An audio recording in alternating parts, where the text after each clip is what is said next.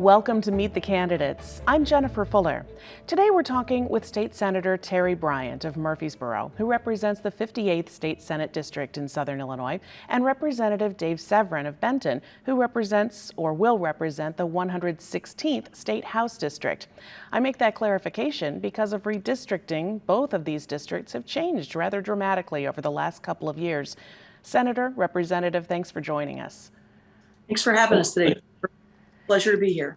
If we could start, Senator, with you, and then I'll move to you, Representative, about those changes in your district. You're introducing yourself to all new people this year because what used to be laid out as more of a north-south district is now more of an east-west district for you. Can you talk a little bit about how that redistricting has changed your campaign and what you're hearing? Well, I'm unopposed this cycle, and I think a lot of that has to do with the way the map is drawn. The district is going from roughly 62% Republican to about 72 to 75% Republican. And so for that reason, I believe right now I don't have a Democrat opponent. But you know, the funny thing about this is now I'll actually be river to river. So from Missouri to Indiana, and from roughly Murphysboro, my house in Murphysboro, all the way up almost to Lawrenceville. So, and that includes a portion of the Metro East over on the Mississippi side. One conversation so far has been from the eastern side of the district, right on the Wabash River, asking me what I know about people who live in the river bottoms. And I said, well, I'm very familiar with the folks who live on the Mississippi river bottoms, but Wabash, I'm sure, is similar and different. So it'll be a little bit just different getting to know the folks on the Indiana side of the border, but I'm looking forward to it. Thanks. Representative, your district has shifted a little bit north versus running further south from your home in Benton. How have things changed for you as far as that redrawing goes? So I appreciate you asking. So actually, I had Franklin County, Williamson County, and most of Hamilton County, and now I pick up 7 new counties. So with the new remap redistrict, I still fortunately have Benton is in the district. Didn't have to move, but so I have half of Franklin County, and I'll quick give you the county rundown. Of course, I have the eastern side of Senator Bryant's Senate district. So Jefferson County is new to me, and I had Hamilton County, but now I'll have almost all of it. Where before I had just half of it. So Jefferson County, Hamilton County, then we go east to White County, which is the Carmi is the largest community in that county. Then we go north to Wabash, which is up Mount Carmel, Albion.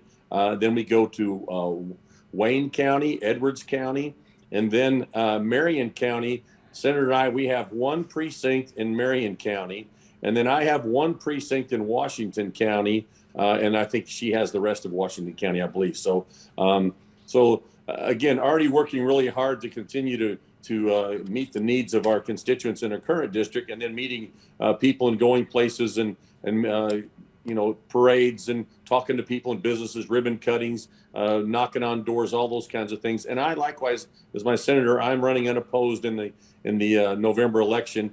But you know, if you're going to do this job correctly, you're always running, you're always working to be accessible to your constituents. And so, you know, the people in the new district are learning that, finding that out, making new friends, and letting them know that I'm not just going to be in Benton hanging out, but my Tahoe is on the road.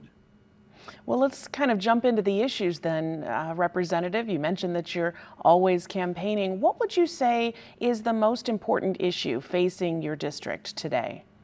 So I would say this that, you know, the power concern in Southern Illinois, or the lack thereof, that's what's coming. And, you know, everyone is talking about, you know, people leaving the state, and that is a major concern. And then employees, and that is a major concern. But this spike, and no pun intended, in our cost to our constituents. I own 2 small businesses, to not only as a homeowner, but to businesses as far as energy costs. That is a major concern, and we're addressing that in Southern Illinois. Senator will probably talk about it, and I will too, about some bills that we've introduced to address those concerns.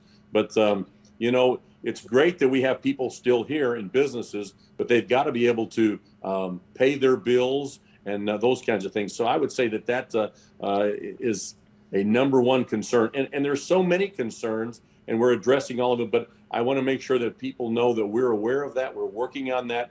We've talked about it in committees when we were in session. We talked about it on the House and the Senate floor. And we didn't just talk about it. We brought to the House floor and the Senate floor the importance and the debacle what this was going to do to our districts, to Southern Illinois. And so I think that that's a long answer to my answer there. Sorry. Sure. Senator, what about you? The biggest issue facing your district?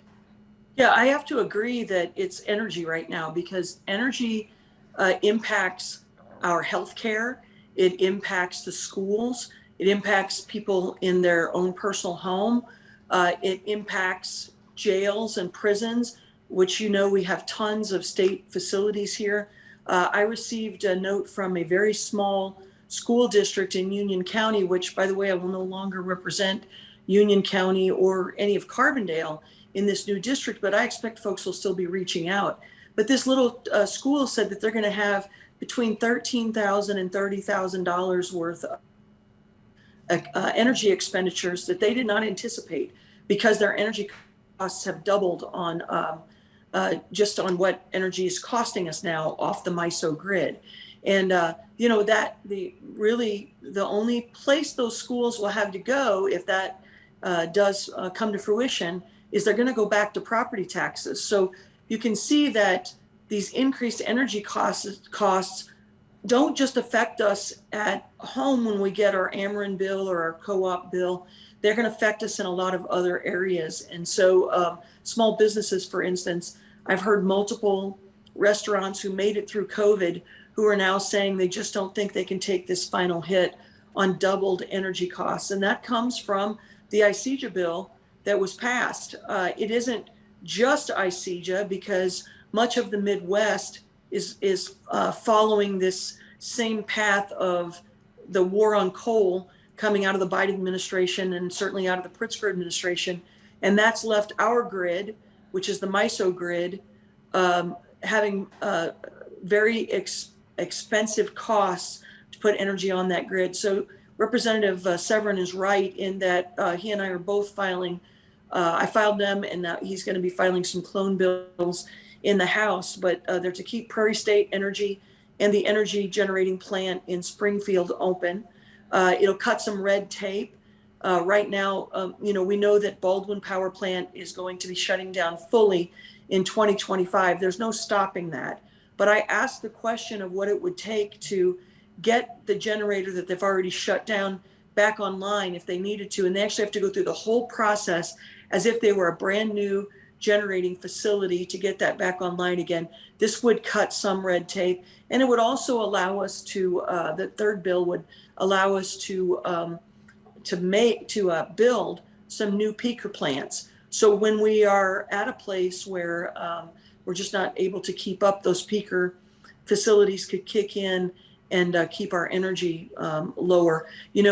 To economic development, just remember this, that we have been able to bring in like the Amazons, the Rivian in Peoria. Those companies a lot of times came in because our energy in Illinois has been cheap.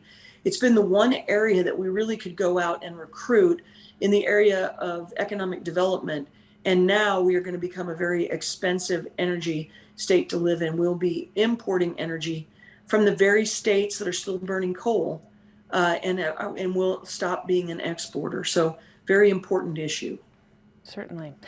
The next question kind of deals with what you're talking about in terms of filing bills and working together as a legislature. A lot of people in Southern Illinois feel that this region is overlooked when it comes to statewide issues. Senator, how would you work with lawmakers from across Southern Illinois as well as Central and Northern Illinois to make sure that those issues become priority? Well, I would say in many cases we're already doing that. For instance, today I was on a group that's called the Higher Education Working Group. It's bipartisan and bicameral, and we are a working group that tries to figure out how do we make things better for higher education in the state of Illinois. That includes community colleges as well as our public universities, and sometimes even private colleges come into play on that. We're trying to figure out things like how do we make education at the higher education level more affordable? How do we get information out to students who are coming out of high school quicker? Because right now we're playing catch up with some other states. So there's just one example. I do think that we worked really well together, even though people get really irritated about paying a couple, a little bit more at the pumps. We know that the way we fund our roads and bridges in Illinois is through the motor fuel tax. I would like to see us work at ending the state sales tax on gasoline. That's what's really hurting us. But I certainly know that we worked together to make sure that Southern Illinois got their fair share of dollars coming in on roads.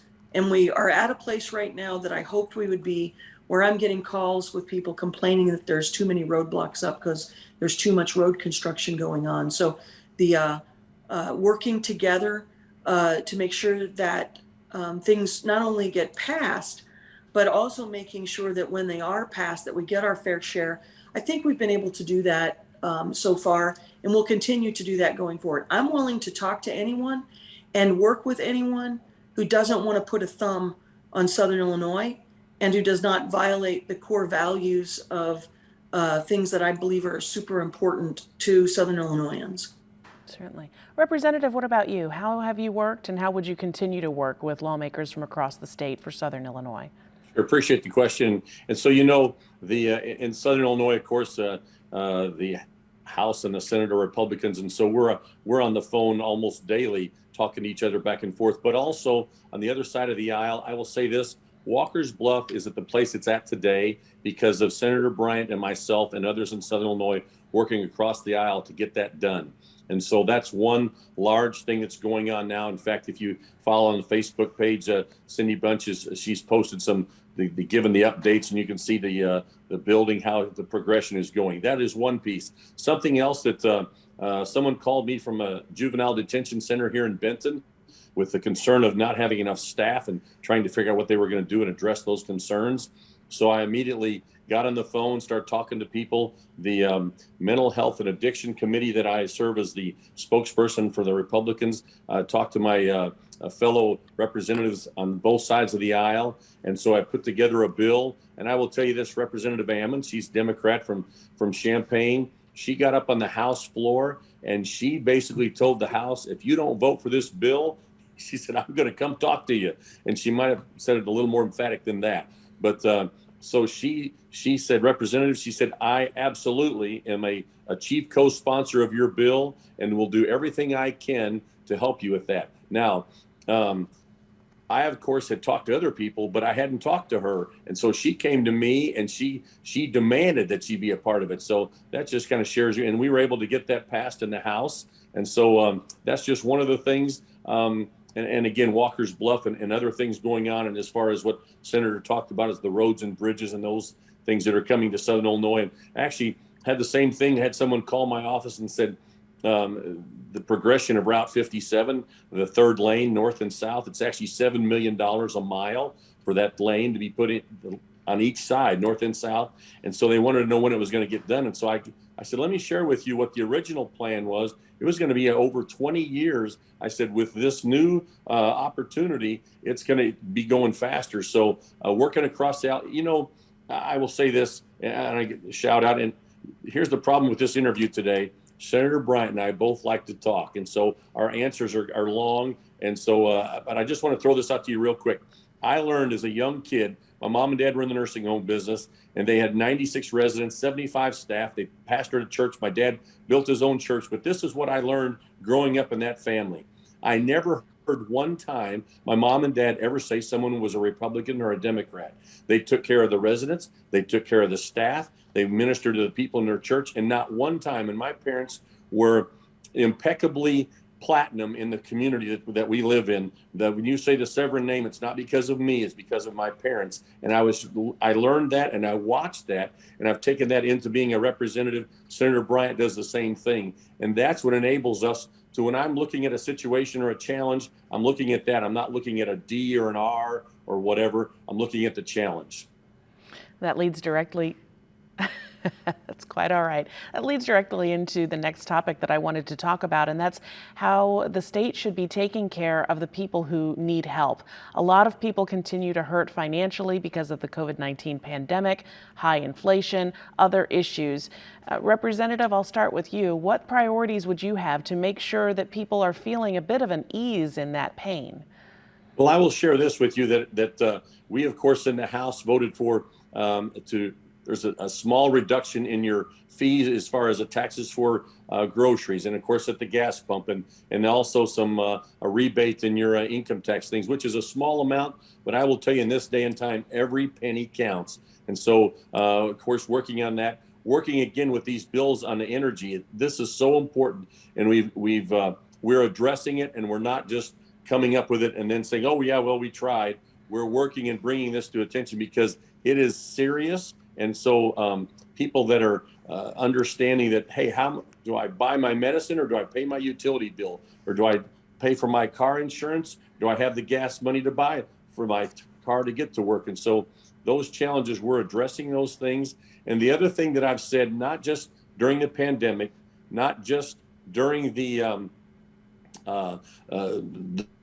price of all the things going up in the last few months, but I've said this for the 6 years that I've been in office, that we don't need to raise taxes. We need more taxpayers. For us to have more taxpayers, we need to be friendly to businesses. And so that's what we're working to make. Illinois is a great place to come, raise a family, all those kinds of things.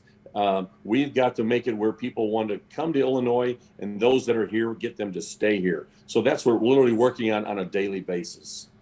Senator, what about you? How would you make sure that the people who need help most are getting it, and help those people who are feeling the pain? Well, I think we have to stay in direct conversation with folks on the energy issue, with folks on like ComEd, Ameren. I mean, we don't have ComEd folks down here, but decisions that get made generally get made according to what the needs are in that little portion of the state that are ComEd customers. So I think we have to continue conversations about clawing back a couple of things that I think that are hurting us badly. One of them is portions of the energy bill. So number one, I think we have to address that. We do need to really look seriously at the fact that we double tax people on gasoline. We either should have the sales tax, or we should have the motor fuel tax. I prefer the motor fuel tax because we have the lockbox. I don't think that we need to have I think it's 6.5% on gasoline on top of the motor fuel tax. So I think we need to look at that. We need to look at reducing regulations that keep businesses from being able to perform at a rate that allows them to expand. If you have even little mom and pop places, the best way that you can provide for individuals is to make sure that a job is there for them. Unfortunately, right now, because we have had the kind of handouts that we've had in the state, which I know everyone needed during COVID, but at this point, we need to get people back to work. So getting them back to work, I think, does a lot to help folks in regard to being able to pay their own bills. Reducing some of the red tape for things like truck drivers, for teachers, for nurses and teachers in particular trying to come here from other states. Anything like that we can do to create more jobs, I think helps us economically. Senator, let's stick with those repercussions perhaps of the COVID-19 pandemic. And one of those big repercussions was in education, where smaller communities, particularly here in Southern Illinois, were hit hard because the access to broadband just isn't available. What would you do to expand that access for people within your district? Because what we find, let me see, I hope I get this right. What we find in the federal money that we can obtain is that it goes to the areas that are they already have some access, but not really good access.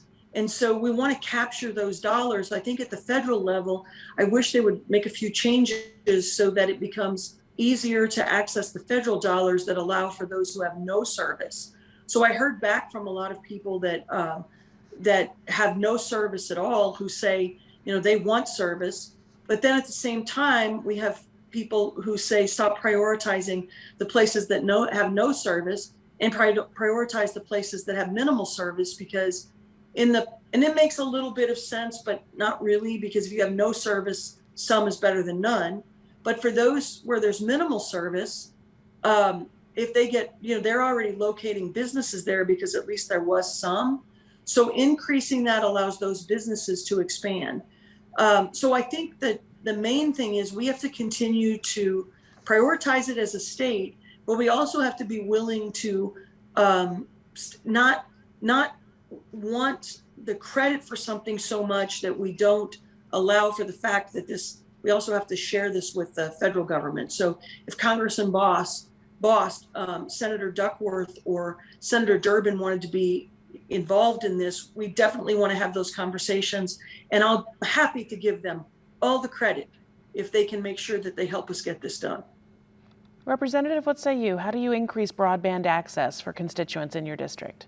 So I appreciate what Senator said, and we're working with the state and of course federal, our leaders on both sides. And the great thing is actually there's more broadband every day. There has been some state grants that the governor has actually been supportive of, and the House and the Senate have been supportive of, to bring broadband to Southern Illinois. And something else that I want to bring out and point out to people that, in the past, utilities have been, of course, our power, and as far as our water, sewer. But I will tell you that to me, broadband is now just as important a utility as the other utilities in the past. And we have to make sure that we keep that to our forefront in our mind, working with that. So again, working with the leaders on both sides of the aisle and making sure that Southern Illinois has those opportunities. And the biggest challenge is, if I live down a country road and there's only me on my lane, I'm so proud that I own my however many 100 acres or whatever it would be, my few acres. And so I'm on a country road and I'm at the end of it. And so it's nice and quiet. Well, that's wonderful. But now I want broadband service. And the broadband companies are saying, look, if you could get 5, 10, however many more people that want to get on, then it makes it more viable. So those are the challenges that we're addressing and we're aware of. And so, again, we see the importance of it for education, for businesses, for people as far as healthcare, all those things. Now with the telehealth, and we haven't even got into that, but the broadband is so important for those opportunities. So I know time's going here, but we're addressing it literally on a daily basis. And so thank you. We do have a short amount of time remaining, and I wanted to get to at least one more issue that's very important, and that includes criminal justice reform. A lot of changes have been made over the last several years when it comes to criminal justice. And Representative, I'll start with you. I wonder your priorities when it comes to what comes next, or are there changes that need to be made based on what has been passed so far? So I'm proud to serve in the House and the Jude Crim Committee. I'm actually the spokesperson for that committee where the Safety Act came through, and actually Senator was a representative at that time, and she was the spokesperson when she went to the Senate. I became the spokesperson. So addressing those things, and I will say this quickly, on both sides of the aisle, we see on our side of the aisle, no doubt, on the other side of the aisle, the other people have come to the realization that there are things in that act and that bill that have got to be changed, have got to be addressed, because there are things that are going to be coming that are coming our way if not changed, that police officers are going to be in dire straits, and us as citizens in the community. So I know we're getting close on time, so I'll throw it back to the senator, but we have got to make changes to that. Southern Illinois is a great, safe, wonderful place to live, and we've got to keep it that way, and we've got to make sure and support our law enforcement. Senator, how do you stand on those criminal justice reforms? Well, so the easiest thing to have done would have been to pick out the 4 or 5 good parts of the bill, which included body cameras and so forth, and implement those. But repealing the actual, what they call the Safety Act. That Safety Act had changed roughly 80 different laws, many of which within the Safety Act itself, those changes contradict each other. So we're still sorting out, what do we do about these 80 laws that have been changed? How do judges enforce them? How do state's attorneys prosecute? For instance, the no cash bail, that is the potential for, if you and I get into an argument and let's say I kill you in that argument, it's possible I could get no cash bail. I could be out on the street with no bail offered because the person that was causing me to be so angry and upset is now out of the picture. So I'm no longer a danger to anyone else, even though I maybe committed murder. So there's all of these things. I think we need to claw back great portions of the bill. I don't think that at this point, I don't think it's going to be possible to completely repeal the act and do what I suggested at the beginning. Right now, we're probably going to see trailer bill after trailer bill after trailer bill. But I want the folks at home to pay attention to the fact that at the very beginning, we said this was the only thing that was going to happen with this. The bill is so bad. It is so bad in so many areas that it should have been repealed, and we should have been addressing the 4 or 5 issues that were good in that bill and filed them separately. And with that, we're out of time for this edition of Meet the Candidates. That's Senator Terri Bryant joining us with Representative Dave Severin. I'd like to thank both of you for the time this afternoon. Thanks for having me. Thank you very much. And you can catch all of WSIU's Meet the Candidates by going to our YouTube channel, and you can find us at WSIU.org. I'm Jennifer Fuller.